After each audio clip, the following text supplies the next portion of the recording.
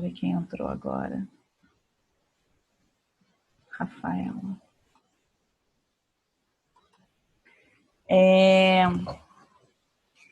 Então, assim, tem um resumo aqui das aulas anteriores, tá, em tópicos.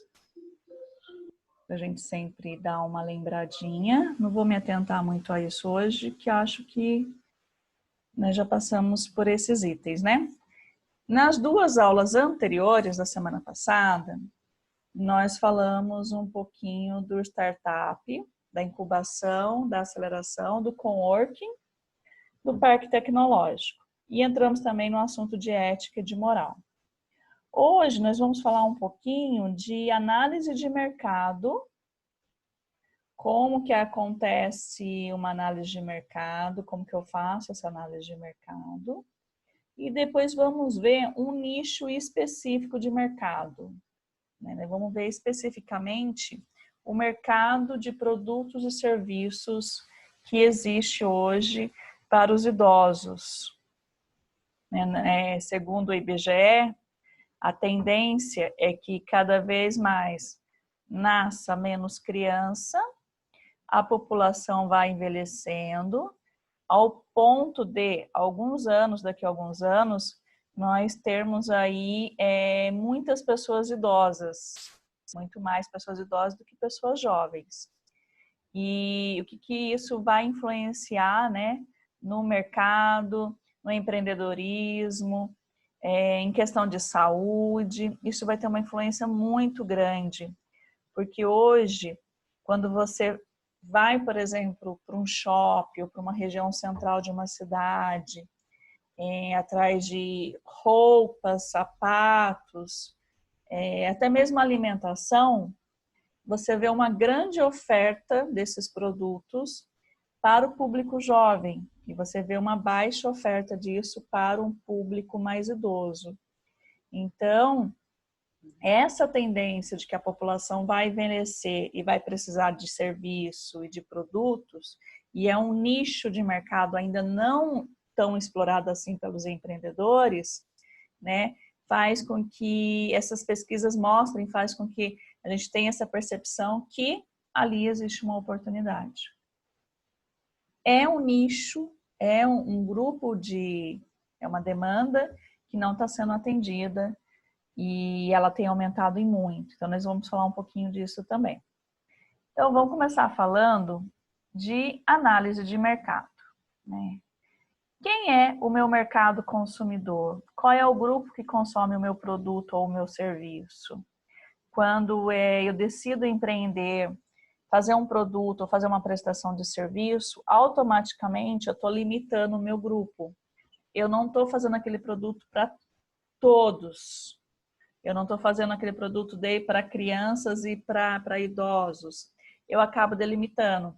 Ou eu vou montar uma loja de brinquedos, que é um público infantil, ou eu vou montar uma loja de roupas para adolescente, que é um público específico, ou para adulto, ou para feminino, ou para masculino, ou para pessoas solteiras, ou para pessoas casadas, para as pessoas que gostam de um estilo mais alternativo, ou para pessoas mais conservadoras. Enfim, eu acabo, o meu negócio, o negócio que eu decido empreender, ele acaba sendo para um grupo, né? Ele não é para todo mundo, ele é para um grupo que consome aquele produto, aquele serviço. Então, o mercado consumidor, quando a gente usa essa palavra, nós estamos falando desse conjunto de todos os consumidores potenciais que compartilham de uma necessidade ou um desejo específico. Então, eu estou falando de consumidores potenciais, que é quem consumiria aquele produto. Por exemplo, se eu for focar na alimentação e fazer um produto onde eu não tenha lactose, onde eu não tenha... onde não tem lactose, por exemplo, que é para o público alérgico à lactose. Então, eu estou querendo atender aquele público, então é um consumidor potencial, que ele ainda não consome o meu produto, e eu quero atrair ele, né? Então, assim, quando eu estou fazendo e eu estou compartilhando aí de uma necessidade ou um desejo específico de um grupo, que estão dispostos, habilitados para fazer uma troca que satisfaça esse desejo, essa necessidade, o que é essa troca? é pagar por esse serviço, é pagar por esse produto, tá? Então, aí sim eu consigo vender de acordo com o mercado que eu escolhi, tá trabalhando com o mercado consumidor. Mas como é que eu faço para conhecer esse mercado? Porque suposição nós temos, a gente imagina, a gente tem uma ideia, mas é uma coisa ainda pela sensibilidade, não é nada estatístico, nada comprovado por números. Então, o ideal é que se faça uma pesquisa de análise de mercado. Tá? Essa pesquisa de análise de mercado vai orientar a você elaborar ali o caminho, né, os seus limites de venda. Vai também te dar base para definir marketing bem feito, que aí você foca realmente em fazer marketing para aquele público, você não vai desperdiçar dinheiro entregando panfleto para todo mundo, sendo que não é todo mundo que consome o seu produto. Você vai focar, o investimento do marketing vai ser em cima daquele grupo. Então, essa análise de mercado, ela é extremamente importante para você definir o seu marketing, para você definir onde você vai instalar o seu negócio, se o seu negócio é viável ou não, e se tem pessoas querendo comprar esse produto ou essa prestação de serviço. Então, a empresa, ao se instalar, no momento que ela está planejando se instalar, ela precisa definir essa pesquisa e fazer essa pesquisa. E muitas vezes, depois dela já existir durante a sua existência, durante seus primeiros anos, às vezes ela tem que focar numa determinada atividade e deixar outra de lado, porque às vezes não é um produto assim ou um serviço que traga tanto lucro assim. A Thaís não está aqui agora, mas se vocês estavam, acho que nas primeiras aulas de empreendedorismo, ela comentou que ela começou vendendo tanto lingerie como roupa feminina. Em um momento, ela deixou de vender roupa feminina e focou só na lingerie, que estava dando um retorno melhor. Então, são decisões que você vai tomar também. Muitas vezes você vai deixar uma linha de atendimento de lado e vai focar somente em outra, porque o retorno é maior. Então, essa análise de mercado, ela é necessária no momento que você está empreendendo, no momento que você está definindo campanha de marketing, durante a vida da sua empresa, tá? Então, ela te acompanha até para você alinhar ali, né? A empresa já tem 10 anos, mas está caindo, as vendas estão em queda. O que está acontecendo? Deixa eu entender o que está mudando no comportamento do meu cliente. Então, essa análise de mercado, ela te acompanha ali, tá? No início, no meio e na hora de você fazer alguma mudança. A segmentação desse mercado já é uma ação que te ajuda a identificar e classificar os grupos diferentes. Então, uma vez que você faz essa pesquisa e que você tem um retorno dessa pesquisa, você pode ter grupos diferentes que consomem o seu produto, tá? Então, você tem uma segmentação ali. Isso te ajuda para aumentar a precisão do seu alvo. Se você quer continuar atendendo esses dois segmentos, ou se você quer focar só em um segmento, tá?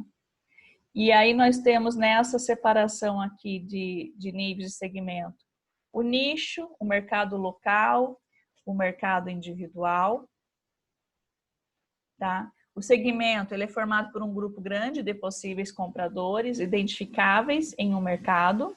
O nicho é um grupo mais restrito, tipicamente pequeno, cujas as necessidades ainda não são tão bem atendidas, então você tem uma oportunidade ali. O mercado local, ele é constituído pelos grupos de consumidores locais que você tem ali na área comercial onde você está instalado, as vizinhanças, tá? O mercado individual é o último nível de segmentação e leva ao segmento de um comprador, é o marketing customizado. Então, 4 pontos que merecem atenção.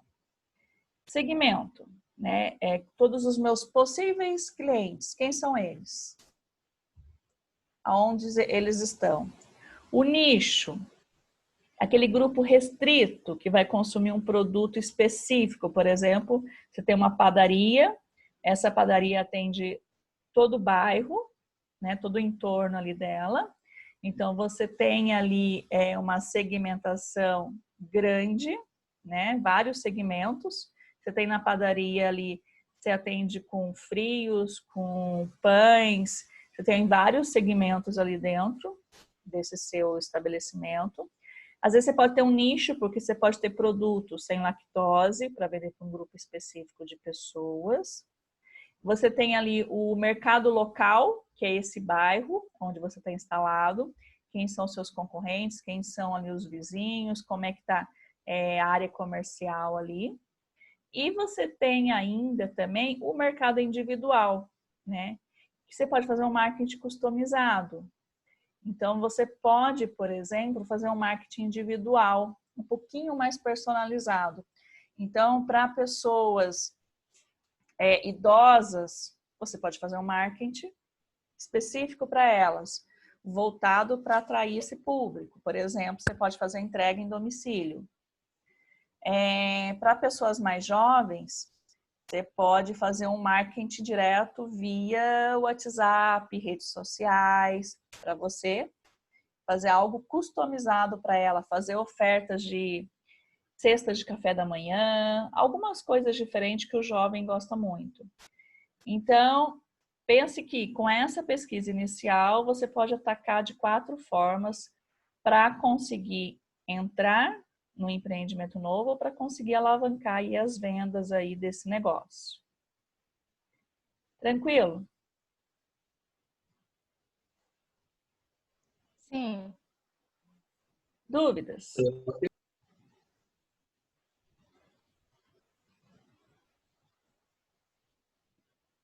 Ninguém tem nenhuma dúvida?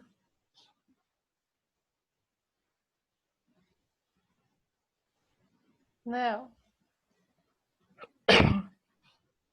Tá, se você do nada montar um negócio, resolver empreender e não conhecer qual segmento você está atingindo, quais nichos que existem dentro desse segmento que você está trabalhando, se você não entender, não conseguir enxergar esse consumidor na forma individual dele, pode ser que você faça muitas vendas no início, mas como você não tem informações e dados para cativar esse cliente, esse consumidor, ele vai embora em algum momento.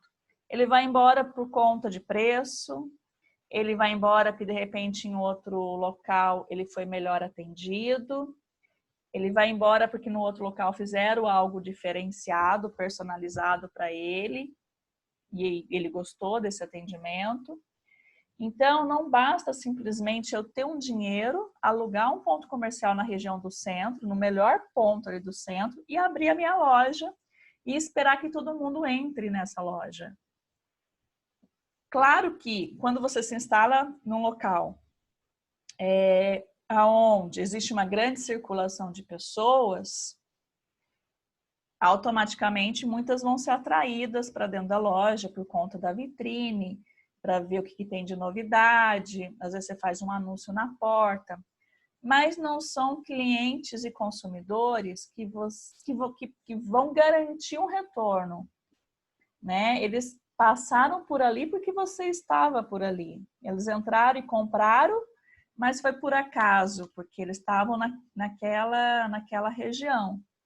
Então, é importante, sim. Hoje tem muitos concorrentes. Os concorrentes fazem melhor, com custo menor. Então, é muito fácil você perder um cliente, um consumidor para o concorrente, né? E é muito difícil você empreender e achar que vai abrir a porta e já vai sair vendendo no primeiro dia, nas primeiras horas, que você vai ter, a sua loja vai estar cheia. Isso hoje é mais difícil, né? Então, vale muito a pena, na hora de empreender, conhecer esse mercado, né? Conhecer muito bem o segmento que você está atuando. Que segmento que é esse? É um segmento, são alimentos congelados, frios, pães, enlatados, né? Qual segmento que é esse? Dentro desse segmento, tem algum nicho que você pode atender? Algo diferenciado? O mercado local, o preço que você pratica hoje, está de acordo com o entorno, o bairro, os seus produtos? Se você está numa área mais nobre, você pode ter um preço mais elevado. Se você está numa área mais humilde, mais distante da região central, você vai ter que concorrer com outras lojas que costumam fazer um preço bem mais baixo. E chegando a conhecer o indivíduo de forma ali pessoal dele, o que ele gosta, o que ele quer, o que satisfaz ele, aí você consegue fazer o marketing customizado e consegue manter esse cliente com você. Então, essa análise ela é extremamente importante aí nessa hora aí de empreender.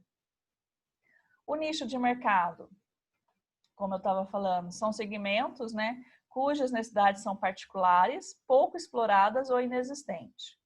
Por exemplo, o nicho de produtos e serviços para idosos, que nós vamos ver hoje. Não é tão explorado assim. Temos poucas ofertas para esse grupo de idosos. E o grupo de idosos hoje é um grupo que vive mais, com qualidade de vida e tem dinheiro para gastar. Né? Então, por ele ter qualidade de vida, algumas pessoas utilizam poucos remédios, estão muito bem fisicamente e emocionalmente e tem a sua aposentadoria ali. Então, é algo aí que o mercado já percebeu, mas ainda não está explorando totalmente. Então, aí nós ainda temos um nicho de mercado, algo que o empreendedor atual pode olhar com mais atenção. Talvez ali seja um bom caminho para ele empreender. A estratégia de aproveitamento de nicho está justamente na identificação dessas bases de segmentação que, quando exploradas, representam diferencial ou uma vantagem competitiva à empresa. A seleção desse mercado-alvo. Então, assim, após você identificar todas as oportunidades desse segmento de mercado, você vai decidir aonde você vai atacar. Quais você vai focar ali. Vou focar em tudo de uma vez só? Você tem recurso financeiro para fazer marketing, para atender todo esse público? Ou você quer ir fazendo por etapas? Você pode decidir ir fazendo por etapas também. Enfim, é uma decisão estratégica da empresa. A partir do momento que ela tem os números, tem os dados, conhece, ela toma essa decisão de como que estrategicamente ela vai atender esses vários segmentos ou vai focar em um único segmento. Análise de concorrência, né? Essa estratégia precisa considerar também os concorrentes. Eu não posso só olhar para dentro, preciso olhar para fora da empresa, como nós vimos na análise SWOT.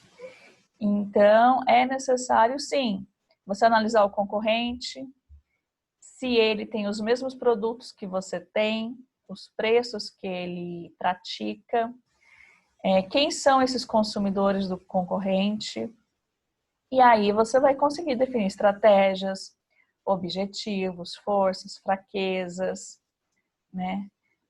Desenvolver sistema de inteligente competitivo e eficaz. Não pense que quando você entra no mercado, uma fatia desses clientes vem para você e o concorrente vai ficar quietinho. Não, a hora que uma fatia de clientes sai do concorrente e vem para você, o concorrente vai tomar decisões estratégicas e eficazes para recuperar esse cliente que ele perdeu.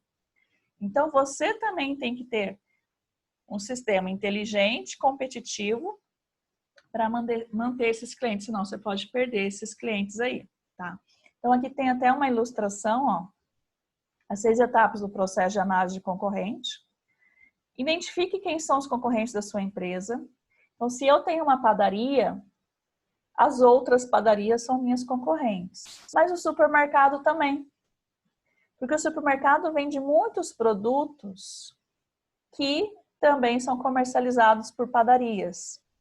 Então, eu tenho essa concorrência. O que mais?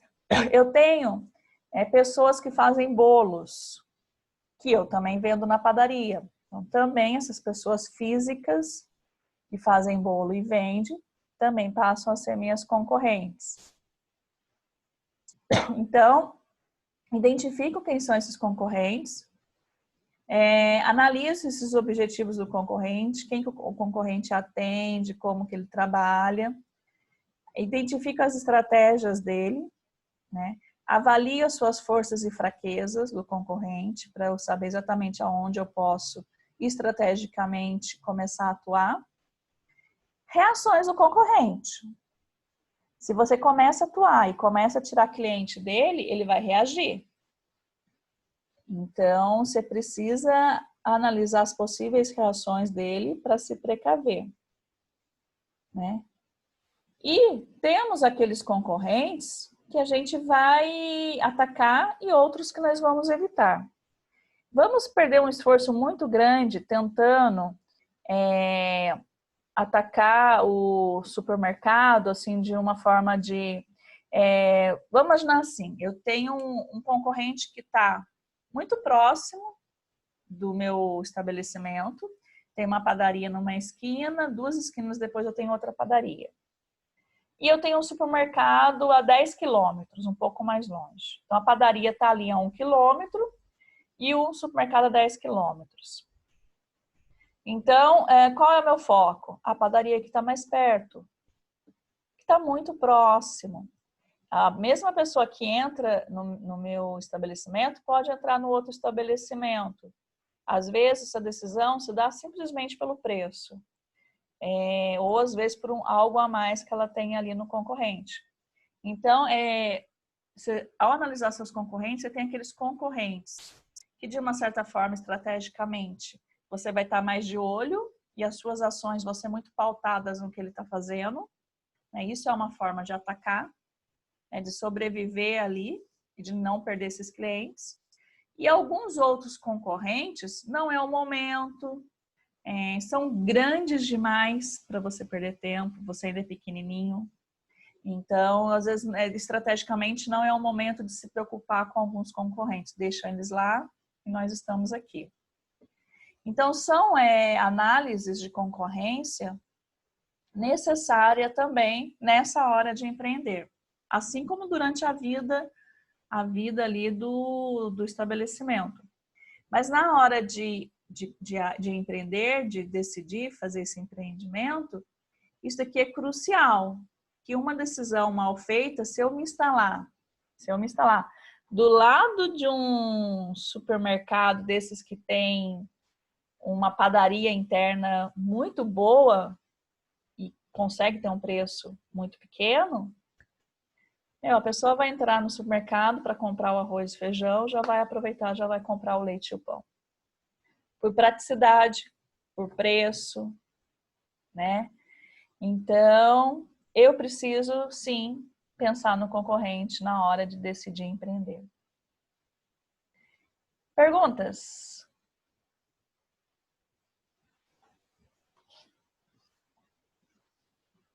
Guilherme, Jaqueline, João, Lília, Larissa, Lívia, Rafaela, Jaqueline. Por enquanto, não.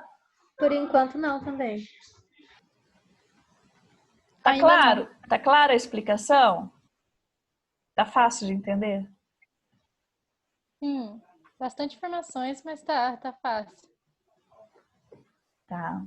Qualquer coisa vocês me interrompem aí e perguntam, tá? Então, assim, decidir empreender não é só ter o dinheiro, comprar os equipamentos, alugar a loja, comprar material, abrir a porta e tentar vender. No passado já foi. Hoje a gente tem uma concorrência muito grande Você tem aí outros serviços similares. Então, assim, se eu estou vendendo bolo na padaria, as pessoas fazem bolo em casa, né? Se eu estou vendendo ali na padaria uma lasanha pronta, as pessoas fazem lasanha em casa. Então, assim, existem outras alternativas e eu não vou ser o único. Nenhum negócio hoje você é o único. Que todo mundo vem e consome ali o produto ali do seu estabelecimento. Isso não existe. Né? Existe a concorrência ela é saudável, ela faz com que os preços fiquem padronizados, próximo. Existe um estabelecimento que vai colocar um preço lá em cima? Existe. Mas é aquele empreendimento que está localizado num bairro de classe alta. O produto, ele é um produto considerado gold, né? Um produto superior. A embalagem é diferenciada e aquele público quer pagar por isso. Então, quando, por exemplo, a gente compara aqui o Pão de Açúcar que a gente tem na Independência, todo mundo conhece, né? Com o supermercado mais simples, Pão de Açúcar é tudo muito caro aqui na Independência, mas é tudo muito, muito gold, né? Você vê umas bolachas ali diferentes que você não acha em lugar nenhum. Mas ele tem um público que quer consumir isso, né?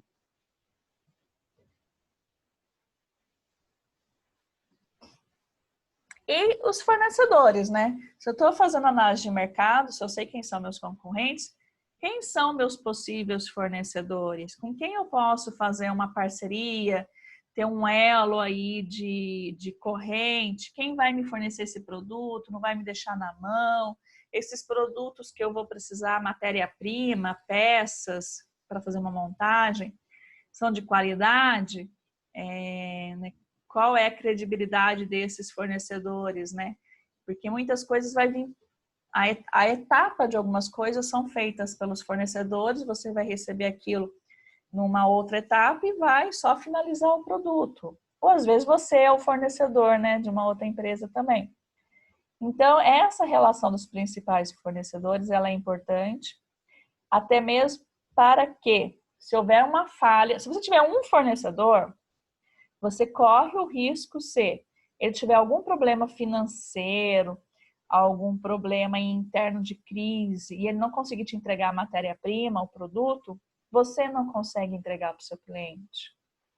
E vai comprometer o seu negócio, a sua linha de produção. Então, é importante que você tenha vários fornecedores, mais de um, para que isso não aconteça. Para que você não fique com a sua linha de produção parada, desatendida, por falta de matéria-prima. E isso acontece para quem tem um fornecedor só, viu? É muito arriscado ficar na mão de um único fornecedor. Muito, muito arriscado. Você fica sem alternativas, você fica sem possibilidades de decisões no momento de crise, no momento de problemas que você possa ter.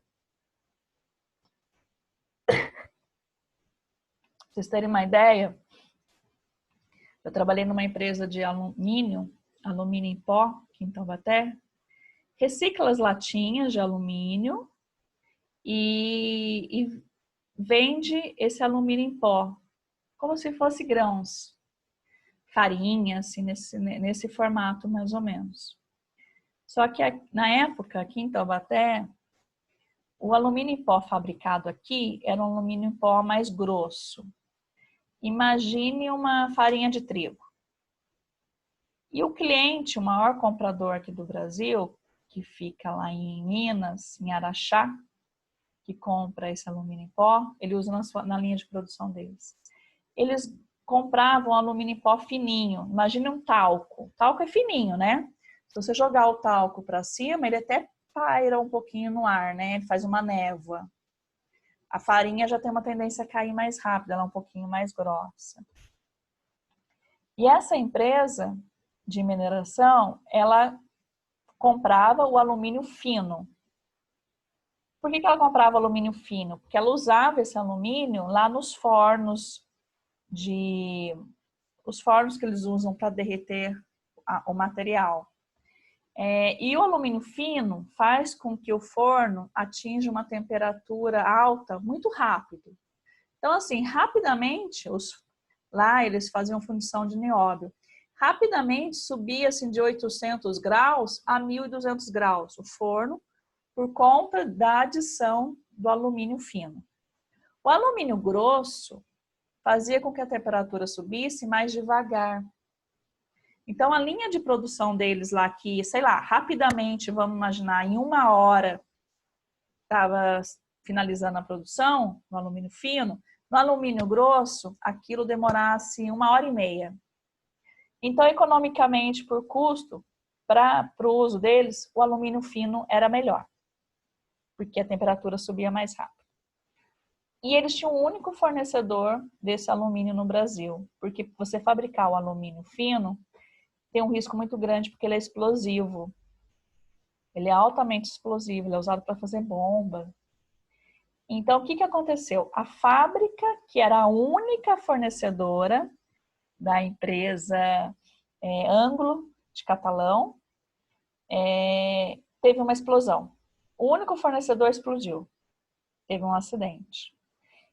E eles não tinham mais de quem comprar no Brasil. E esse único fornecedor ficou em torno de 8 meses sem produzir. Porque esse acidente é sério. Acaba, infelizmente, às vezes falecendo o operador que está perto, trabalhando. E tem que estruturar de novo a empresa, montar os equipamentos, enfim, ficaram 8 meses sem produzir. Eles não tinham de quem comprar no Brasil. E aí eles começaram a comprar dessa fábrica que eu trabalhava em Taubaté. É um alumínio em pó mais grosso. O processo deles ficava um pouco mais lento? Ficava, mas fazia a mesma função. Só demorava um pouco mais para subir a temperatura dos fornos.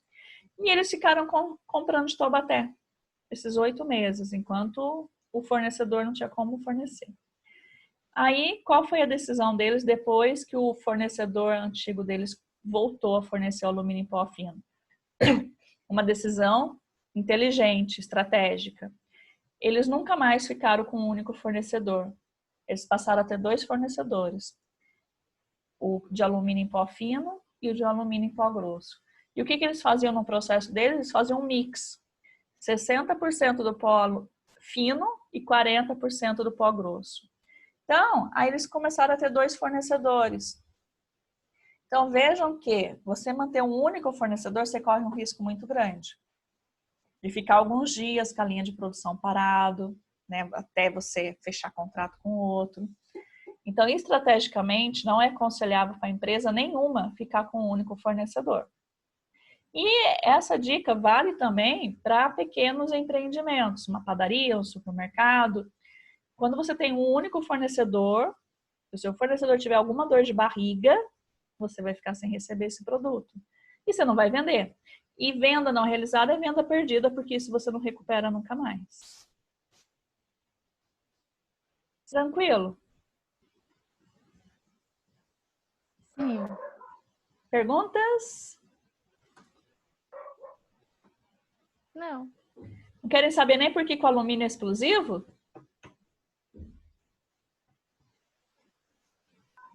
Por que, professora? O pó, ele é explosivo. Isso vale para trigo, para açúcar, grãos de uma forma geral. Os grãos, milho, soja, quando eles extraem, né, da plantação, primeiro vai para um silo, né? Fica armazenado num silo até ser vendido, até ir para o exterior. O Brasil exporta muito grãos, né? Trigo, milho, soja, vai muito para fora. E ele é altamente explosivo. E quanto mais fino, mais risco tem. Só que são 3 coisas para acontecer essa explosão. Você tem que ter o material em suspensão. Sabe quando faz aquela névoa? Então, ele tem que estar assim, ó, ele tem que estar no ambiente, nesse formato de névoa. Se ele estiver nesse ambiente, né, em suspensão, que a gente fala, paradinho, quietinho ali, aquele pó num canto, não. Mas se ele estiver em suspensão, tiver oxigênio e no caso a gente tem oxigênio, né? E tiver ignição, uma faísca, alguma coisa assim, ele explode. E por isso que às vezes acontece de ter explosão em silos de armazenamento de grãos. Porque tá o grão, tá o oxigênio, só falta o curto-circuito, a faísca, só falta isso. Se tiver, ele explode. Nesse sentido. Por isso que às vezes ele é usado na fabricação de bomba. E então ele torna-se uma fábrica de alto risco de acidente, de explosão. Nenhuma perguntinha mais? Não. Vai perguntar se aqui em Taubaté nunca explodiu a fábrica? Taubaté nunca explodiu a fábrica. Eu trabalhei quase 8 anos. É a Mestra, que fica ali na beira da Dutra, depois da Chácara Silvestre. Ela recicla alumínio para novelis, só que para novelis ela devolve na forma de alumínio líquido ou lingote. Lingote é aquelas barras de alumínio, sabe? Como se fosse barra de ouro. E para esse cliente lá em Araxá, lá em Catalão, vai o pó. Então são 3 formas que são vendido o alumínio: líquido, solidificado, né? Que é o sólido, e em pó. E aqui em Taubaté, hoje eu não tenho tanto contato assim com eles, já saí de lá vai fazer 8 anos. Mas eles ainda fazem o alumínio em pó, só que eles fazem o alumínio em pó grosso, como eu falei para vocês. Porque quando eles fizeram um teste para desenvolver o alumínio em pó mais fino, houve uma explosão aqui em Taubaté. Isso foi 2007, se eu não me engano, eu já estava lá. Teve essa explosão que eles estavam fazendo um teste para o alumínio fino, para desenvolver o alumínio fino para poder entrar nesse cliente. Até então esse cliente comprava o alumínio fino. E aí teve essa explosão, teve 2 óbitos nessa explosão. E aí depois a empresa parou de tentar fazer o alumínio fino e ficou com o alumínio mais grosso mesmo. Foi uma explosão muito grande? Foi, se vocês procurarem na internet ainda tem. Ela aconteceu por volta de 7 horas da noite, eu já tinha saído de lá. Meu telefone começou a tocar, eu voltei. Já tinha acontecido tudo, já estava bombeiro, já estava mídia, tudo. E o meu gerente faleceu nessa explosão. O gerente da fábrica, eu trabalhava diretamente com ele, estava lá no local que estavam fazendo o teste na linha de produção. A explosão ela é grande, sim. E acho que só não foi maior porque era 7 horas, 7 e pouquinho da noite, a maioria da linha de produção estava jantando, estava no restaurante. Tinha poucas pessoas na linha de produção. Uma fatalidade, né? Mas assim como a gente tem outras empresas no Brasil, empresas de alto risco, que fabricam produtos químicos, produtos radiológicos, enfim, a gente tem empresas que têm risco de ter acidente, né? Por isso que é importante procedimento, segurança, auditoria para ver se os procedimentos estão sendo seguidos, porque essas empresas têm que existir. Mas são empresas de alto risco, são produtos de alto risco. E aí aconteceu isso. E assim como esse concorrente que faz o pó mais fino, também teve esse acidente aí no passado aí também. Mas assim, um fornecedor, se você fecha o contrato com um fornecedor por preço, às vezes ele não consegue cumprir, né, aquele preço que ele acordou com você, ele pode começar a falhar nas entregas, deixar de entregar produto. Por isso que não é bom ficar com um único fornecedor. Imagine você tendo um restaurante e você compra, vamos lá, os peixes. Vamos imaginar que o seu restaurante tem muita saída de peixe. E animais marinhos e tal, mais esse tipo de alimentação.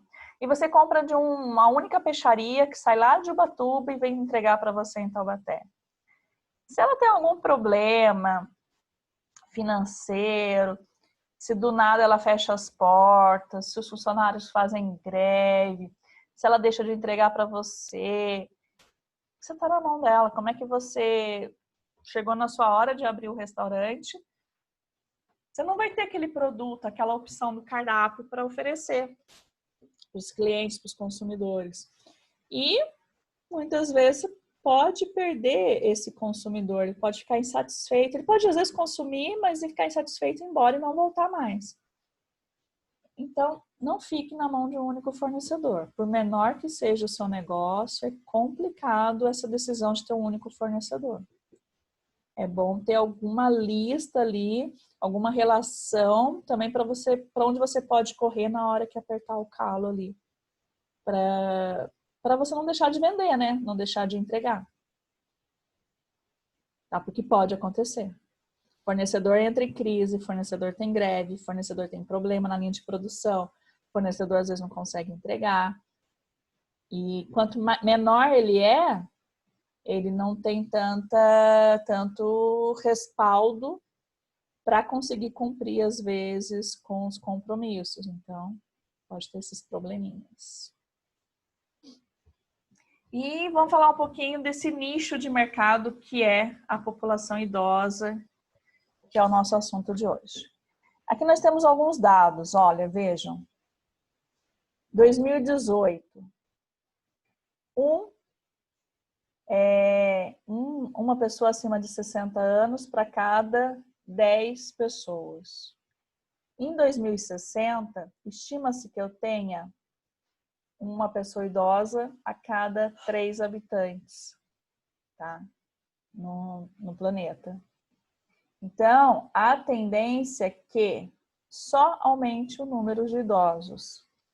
Aqui nós temos uma pirâmide que mostra uma evolução que já ocorreu. Em claro, nós temos o ano de 2012 e nesse tom de verde mais escuro, 2019. Então, vejam que, em claro, eu tenho um número alto de pessoas de 0 a 19 anos. Isso em 2012. Em 2019, eu já tinha um número menor de pessoas na faixa etária de 0 a 19 anos. E, consequentemente, aqui em 2019, eu já tive um aumento na faixa etária de 35 anos para cima. Isso o IBGE já mostra como tendência. As famílias têm tido menos filhos, às vezes um filho ou 2. Não é mais como era antigamente, que a família tinha 3, 4, 5 filhos. Então, algumas pessoas hoje em dia até não têm filhos, né? Então, existe um número de nascimento menor atualmente. Consequentemente, as pessoas vão envelhecendo, eu vou tendo mais pessoas com mais idades do que no passado. Então, e isso ainda mostra um aumento maior ainda para mulheres, né, do que homens. Mas mostra um aumento desse público, acima aqui de 39 anos. O que, para o comércio, para a indústria, mostra que ela precisa focar nesse grupo. Então, essa pirâmide está sendo achatada. A tendência é que a população envelheça. E olhe como que se comporta essa pirâmide. Ó. No passado, eu tinha poucas pessoas idosas consumindo, comprando com dinheiro. E olha a tendência aqui para 2060. A maior concentração em 2013 estava aqui, ó, até 24 anos. Ó. A maior tendência para o futuro está aqui, na faixa etária de 50 anos, aí, um pouquinho mais. Tá? Então, eu tenho dados, eu tenho informação para que, se eu resolver empreender, eu foque naquilo que vai trazer mais retorno, naquele nicho, para aquele público que vai trazer mais retorno e que é tendência no futuro. É olhar mais para frente, para o futuro, do que olhar para o passado. que muitos dos negócios que existem hoje, que nós vemos por aí, não existirão mais no futuro. Nós estamos aí na geração 4.0. Lá fora, no exterior, algumas profissões não existem mais. Acho que a gente viu um vídeo já sobre isso, né? Passei para vocês. A tendência é que a advocacia dê uma reduzida, as pessoas não vão precisar mais de um advogado, porque o sistema, a informatização, a tecnologia é muito mais rápida para te dar uma resposta jurídica de um assunto, que você precisa entender ele juridicamente, do que um advogado que vai ter que estudar e pesquisar aquele assunto. O computador vai te dar essa informação mais rápido. Vai precisar do advogado para fazer a defesa, mas o computador te dá a informação mais rápido, se a lei existe, se tem alguma coisa nesse sentido. Frentista de posto de gasolina, em vários países não existe mais, no Brasil ainda tem, lá fora as pessoas abastecem o carro. Caixa de supermercado, já tem vários estabelecimentos lá fora, aqui no Brasil também tem alguns pilotos, que a pessoa entra, a pessoa pega o produto, a pessoa passa o produto no leitor e ela paga, não precisa mais de caixa de supermercado. Então, algumas profissões vão diminuir aí, né? Por conta dessa tecnologia. Então, está mudando o comportamento das pessoas e está mudando o perfil da faixa etária. Vamos falar um pouquinho dos idosos. Os idosos já estão mais conectados, muitos ainda não têm familiaridade com o celular, com a internet, mas tem um público de idosos que já está mais conectado. Olha, eu falo para vocês que de 3 ou 4 anos para cá, minha mãe, meu pai, minhas tias mais idosas começaram a utilizar o celular, a internet do celular, o WhatsApp do celular, a ver coisas para comprar pelo celular, a entender o que é Facebook. Esses dias a minha mãe estava perguntando o que era YouTube. YouTube não, Instagram. O que é Instagram? Porque ela não tinha Instagram. Então, é um público que está mais conectado. Às vezes, você precisa ter um aparelho adaptado para esse público. Já existe algumas marcas que vendem celulares com as teclas mais grandes, com mais fácil de manipular, né? Mas é um público que já está usando bastante, viu? Aqui ainda tem essa informação, essa informação de 2019, que 58% dos idosos já tinham acesso à internet e ao smartphone. E olha que outra informação aqui interessante, ó. Então, com mais de 60 anos, né? 58% das pessoas com mais de 60 anos têm acesso à internet e ao smartphone. E olha a mudança aqui de comportamento, ó. 2017, apenas 21% dos idosos diziam ter usado o computador. Tá aqui. Nos últimos 3 meses, ali relacionado a 2019, o número de pessoas que usavam a internet no celular já eram 32%. Olha o aumento aqui. E isso continua crescendo. Cada vez mais a gente tem esse público utilizando internet, WhatsApp, Instagram, Facebook, celular, as opções que tem ali de tecnologia. Tá? Que obstáculos que nós temos aí? A falta de habilidade do idoso em utilizar a internet, né? Um grupo deles, um percentual, acha que não precisa, não gosta, não quer realmente saber, não quer realmente utilizar. Isso tem também. E 39% desses idosos, né, é a insegurança que eles têm e medo de perder a privacidade. Então, muitos idosos acham que não é algo seguro para se utilizar e realmente tem que tomar um cuidado, porque o idoso ele é vulnerável na internet, principalmente se for comprar algo, tiver que digitar senha, ele fica um público bem vulnerável, né? Muito fácil você roubar ou, né, persuadir ele, o idoso a fazer algo que ele às vezes não gostaria de fazer, então ele fica muito vulnerável.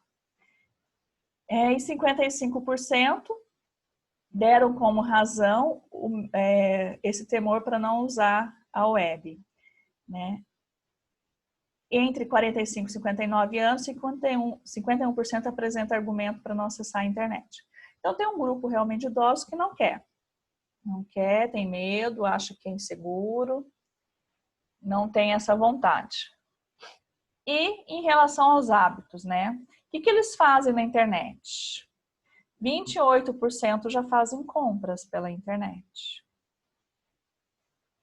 83% dizem que preferem o comércio tradicional. Eles preferem ir na loja física. Ir lá, entrar dentro da loja, olhar o produto, pegar o produto. 62% afirma não confiar na internet. 59% teme entregar suas informações pessoais, 57% declaram não ter interesse na prática. Então, são números de pesquisas que ajudam você a entender aonde está esse público, onde está o idoso. O idoso está na compra presencial? Está, mas já está na internet também. Tá? Então, se o seu produto é voltado para o idoso, ele já está migrando para a internet. Então, talvez seja a hora de você, empreendedor, também migrar um pouquinho para a internet aí, nesse momento. Os idosos, eles usam a internet para preencher formulário online, para pagar taxa, para pagar imposto, para obter documentos pessoais também, pequeno grupo de idosos já utiliza a internet. Ainda prefere presencial, mas já estão ali migrando ali um pouquinho. Esses são os hábitos do idoso na internet. Que negócios que nós temos voltado para os idosos, né? Para os maiores de 60 anos? O que o idoso sente falta? Essa pesquisa aqui, ó, apontou que 20% sente falta. Aí eu tô falando de loja física e internet, tá? De comércio. 20% sente falta de roupas apropriadas. 12% sente falta de celulares com teclados maiores. 9% sente falta de locais para divertimento, bar, restaurante. 7% sente falta de turismo voltado para essa faixa etária. 3% sente falta de produtos de beleza, creme, shampoos, perfumes. 2% sente falta de produtos de maquiagem, né? Então, olha como esses dados já nos orientam qual segmento seguir. Poxa, a maioria dos idosos tem falta de roupas adequadas para a sua faixa etária. Então, comércio de roupas talvez seja um nicho de mercado que ainda não está muito bem explorado. Então, se você montar um negócio nesse sentido, você pode estar agarrando aí uma oportunidade. Outro dado que a pesquisa mostrou. Gasta menos com itens básicos e mais com produtos e serviços que desejam. Então, o idoso, o que é básico para o idoso? É o arroz, é o feijão, é a comida, é o remédio, né? Então, ele gasta menos com itens básicos e mais com produtos e serviços esporádicos, específicos. 41% dizem que sim, que gastam pouco com coisas básicas e gastam já com coisas diferentes. Olha esse índice aqui, ó. Então, o idoso, quase que metade do idoso, vamos dizer assim, um pouco menos que a metade, está comprando além do arroz e feijão e do remédio. Ele gasta já com outras coisas. Então, não é o básico que o idoso está querendo, né? Mesmo a maioria ainda consumindo o básico, eu já tenho um grupo aqui de idosos que gostaria de outros produtos além do básico. Acredita ver aqui, está mais endividado hoje com gastos supérfluos do que antes? 83% não. Aí 17% já gasta com coisas supérfluas. Acredita haver pouco produto voltado para o público da sua idade? 45% acha que tem poucos produtos. Então, vejam que está crescendo o número de pessoas que acham que tem poucos produtos e que gostaria de consumir produtos diferentes. 24 milhões de pessoas estão nesse mercado consumidor, nessa faixa etária. 402 bilhões por ano é o potencial de consumo dessa faixa etária. É uma faixa etária que tem dinheiro, que recebe aposentadoria. Claro que nós temos também alguns idosos que não estão tão bem assim financeiramente, mas muitos têm boa condição. E como que é esse consumo aí na terceira idade, né? 77% dos idosos gasta entre 100 a 550 reais em supermercado por mês. 80% tem algum tipo de renda. 20% associa as compras a uma atividade de lazer. O idoso, quando vai às compras, ele está indo também se divertir.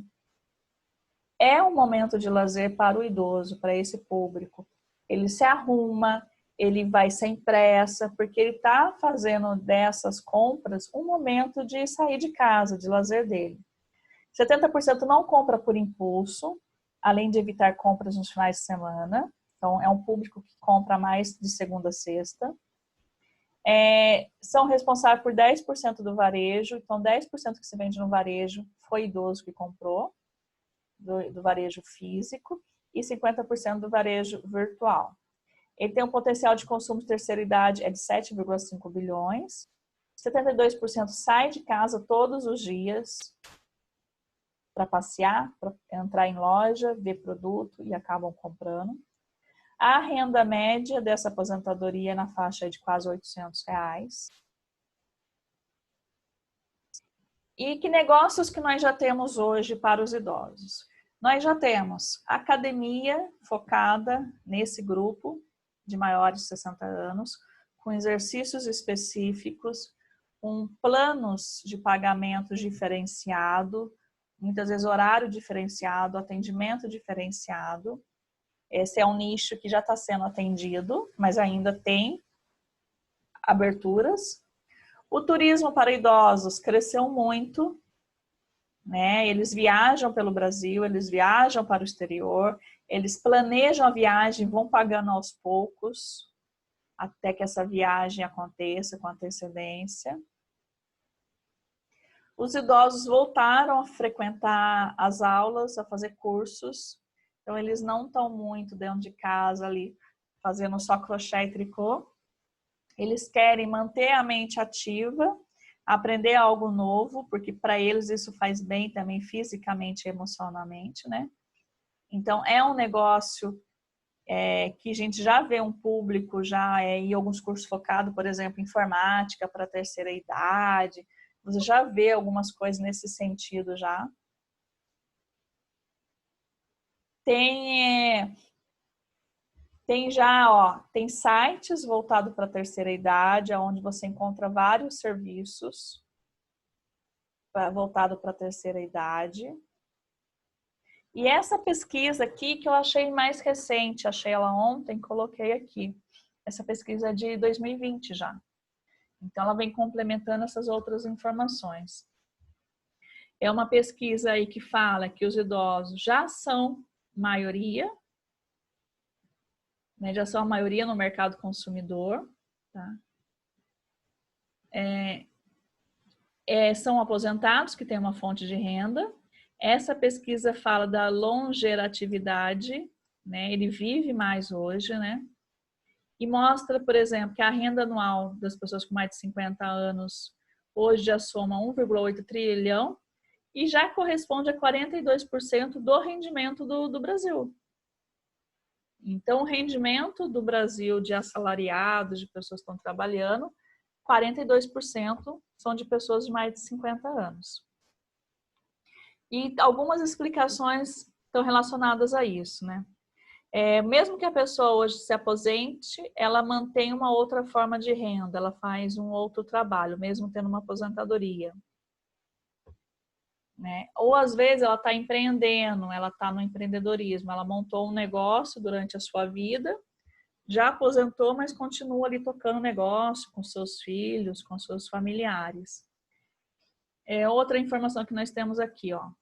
Os maiores de 50 anos no Brasil seguem a tendência mundial de empoderamento dessa geração, que ostenta com orgulho os cabelos grisalhos. São pessoas de bem com a vida, bem-humoradas, satisfeitas fisicamente.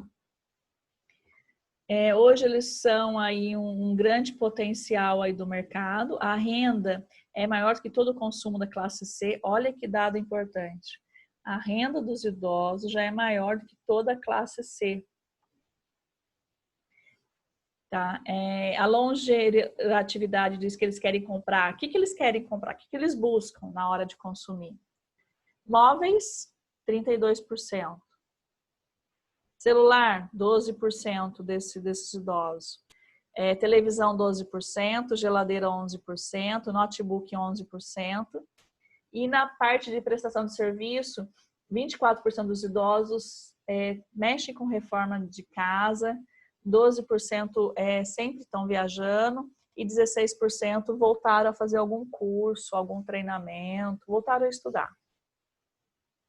Então, aqui nós temos aí um mercado, aí, um nicho de mercado ainda a ser bem explorado ainda, né? O que mais que nós temos aqui, ó? Eles movimentam dinheiro, eles movimentam o corpo, a mente e o espírito.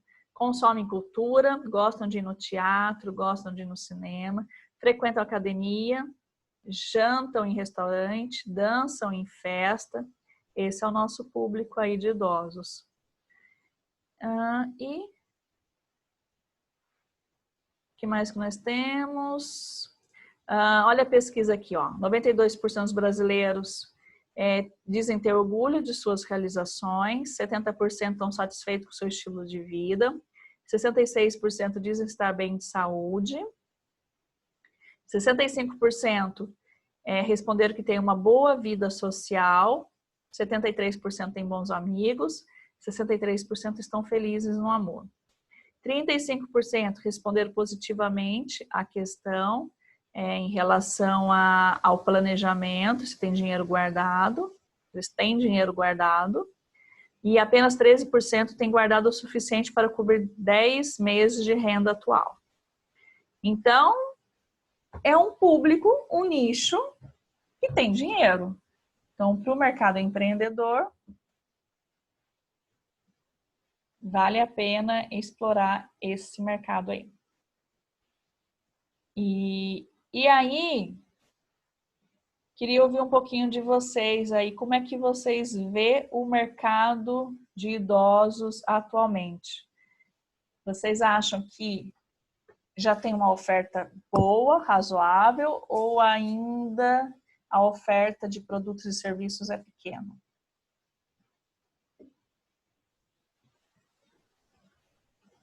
Eu acho que os idosos agora estão muito mais consumidores. Eu vejo isso pela minha avó. Porque antes ela não era tão atualizada e hoje ela já, tipo, tem TV por assinatura, ela ganhou um celular, ela quis entrar no Facebook. Daí a minha tia fez pra ela.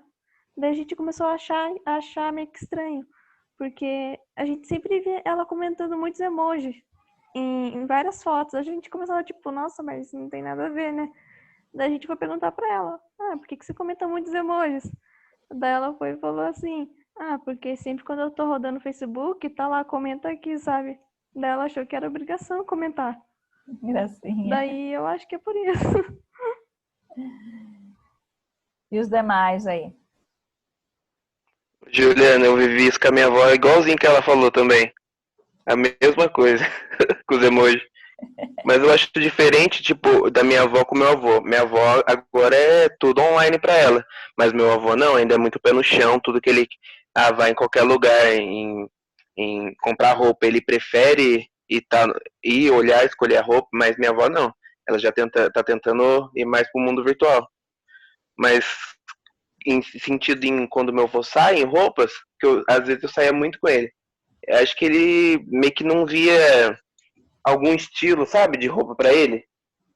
Ia nos lugares, tênis, essas coisas. Acho que isso falta ainda pra essas pessoas.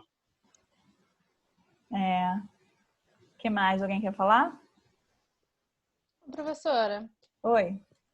Eu acho que os idosos hoje em dia, eles até usam algumas roupas mais atualizadas. Eu vejo idosos assim no centro com umas calças de cintura alta, tudo bem arrumadinho. A gente olha assim, fica até assim, nossa, é uma idosa, cabelo que tá arrumado, unha, nossa, é incrível. Você olha assim, você fala, nossa, como é que vai ser eu daqui a uns anos, né? Será que você é assim também? Porque é muito engraçado. Eu acho que tá tudo muito assim, os idosos estão entrando da gente, entendeu? Eles estão se atualizando mais. Academia, eu lembro que uma época eu tava indo, tinha uma idosa que pegava peso assim mesmo, toda. Eu falei, gente do céu. Alguém mais quer falar?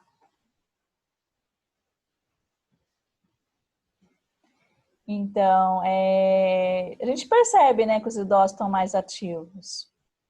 E aí, o nosso exercício hoje, que a gente vai fazer agora, é nesse sentido. Algumas pessoas chegaram a ver o vídeo antes, quem não viu não tem problema, não. O vídeo fala um pouquinho do idoso atual, de quando ele está mais ativo, aí dá uma olhadinha depois. Qual que é o exercício? Eu vou colocar vocês, vou tentar pela primeira vez, aí vamos ver se vai dar certo. Na sala virtual do Zoom, em dupla. Não sou eu que escolho quem vai cair com quem, é automático, o Zoom escolhe. E aí vou deixar vocês ali 10 minutinhos. Aí em dupla, vocês vão discutir duas coisas e marca num papelzinho aí, num cantinho aí. Vocês vão relacionar tudo que vocês acham que já tem para o idoso na forma de produto e serviço. Então, por exemplo, academia para idoso, roupa para idoso. Vamos imaginar que isso vocês acham que já tem. Esse segmento já está atendido. Então, relaciona o que vocês estão vendo, que mais visualmente ali na percepção de vocês já está atendido para o idoso. Sei lá, vocês vão colocar 10 coisinhas ali. E num outro cantinho, aquele segmento que ainda não está tão bem explorado ou que não existe. Né? Vocês vão, alguma coisa aí, vocês vão achar, isso daqui não existe para o idoso. Por que isso? Para a gente identificar possíveis nichos de mercado que seria interessante empreender. Tá? Então é isso. Vocês vão ficar em dupla na sala. Se tiver número ímpar, pode ser que tenha uma sala que tenha 3. 10 minutinhos, cai automático, vocês voltam para cá. E aí vocês relacionam tudo que já tem, né, de segmento que já tem para o idoso, e o que vocês, na visão de vocês, não existe, mas poderia existir para o idoso, ou que ainda não está muito bem explorado. Tranquilo? Sim. Tá, eu vou tentar colocar vocês aqui, tá? Vamos ver como funciona. O que é isso daqui? Aqui, ó. São 3 salas com 2 ou 3 participantes automático. Vamos ver onde eu coloco os minutos. Olha, já apareceu aqui para mim. Open.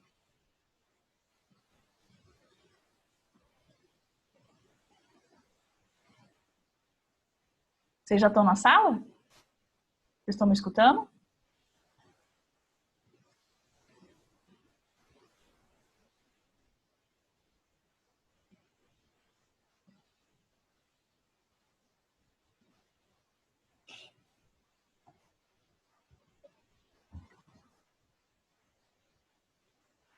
Vinte, 37.